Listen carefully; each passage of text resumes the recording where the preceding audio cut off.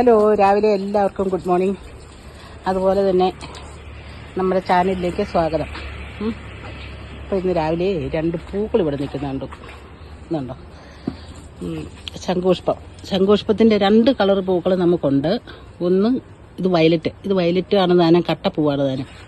പിന്നെ സാധാ നീല, അത് കട്ടയൊന്നുമല്ല, സിംഗിളായിട്ടുള്ള പൂവ്. അപ്പം നമുക്ക് ഈ പൂ പറിച്ച് ഇന്നൊരു കുടിവെള്ളം ഉണ്ടാക്കാം കേട്ടോ. അത് അനേക അസുഖങ്ങൾക്കും രോഗങ്ങൾക്കും ഒറ്റമൂലിയാണ്. നല്ലൊരു കുടിവെള്ളമായിട്ട് ഉപയോഗിക്കാം, മരുന്നുമാണ്. അപ്പോൾ ഇന്ന് ഇതുണ്ടോ, ഈ പൂ പറിച്ചാണ് ഇന്ന് വെള്ളം ഉണ്ടാക്കുന്നത്. കാണിച്ചു തരാം കേട്ടോ. അപ്പോൾ ഇവിടെ നിൽക്കുന്ന പൂവ് ഇതുണ്ടോ, സിംഗിളായിട്ടുള്ള പൂവ്. ഇതാണ്. ഇത് കട്ടയല്ല, മറ്റേ ഇതിനകത്ത് ഇതുണ്ടോ 4-5 വല്ലികളുണ്ട്. ഇത് കട്ട പിടിച്ച പൂവാണ്. ഇത് സിംഗിളായിട്ടുള്ള പൂവ്. ഇത് ചുമ്മാ നീല. ഇത് വയലറ്റ് എന്നും പറയും, കടും നീല എന്നും പറയും. ഇതുണ്ടോ 2 കളറ്.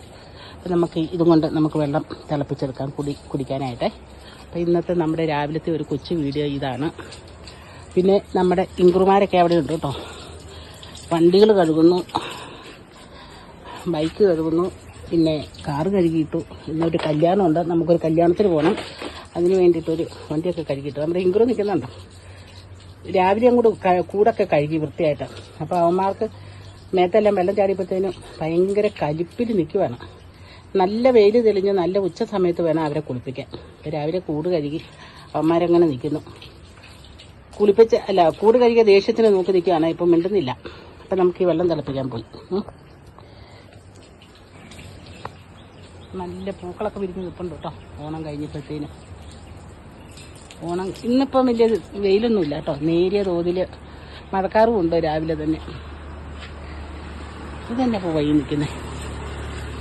ഗന്ധരാജൻ നിൽക്കുന്നു. ഇതിൻ്റെ ഉള്ളിൽ അവിടെ റോസ് പൂ നിൽക്കുന്നു. ഇവിടെയും റോസ് പൂ നിൽപ്പുണ്ട്.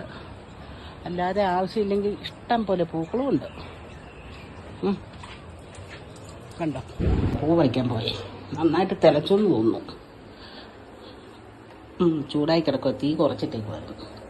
അപ്പം നമുക്ക് ഇതിൻ്റെ ഞെട്ട് പറിച്ചിട്ടിടാം പൂവിൻ്റെ. നന്നായിട്ട് തിളച്ച് കഴിയുമ്പോൾ തീ ഓഫ് ചെയ്തിട്ട് നമുക്ക് വെള്ളം ഊറ്റിയെടുത്ത് ഔഷധ ഗുണമുള്ള ശംഖുപുഷ്പം ഇട്ട് കറികളും സ്ലോയിലാണ് പോകുന്നത്. അപ്പം നമ്മളത് ശംഖുപുഷ്പം വെള്ളം തിളപ്പിച്ച് പൂവൊക്കെ അരിച്ചെടുത്ത് വെള്ളം ഒഴിച്ച് വെച്ചു കേട്ടോ. അപ്പോൾ ഇത് 1 ഗ്ലാസ് വെള്ളം കൊണ്ട് വെച്ചിട്ടുണ്ട്. എന്നാൽ 1 ഗ്ലാസ് വെള്ളം എടുത്ത് കുടിച്ചോ. കൊച്ചിന് 1 ഗ്ലാസ്, എനിക്കൊരു ഗ്ലാസ്.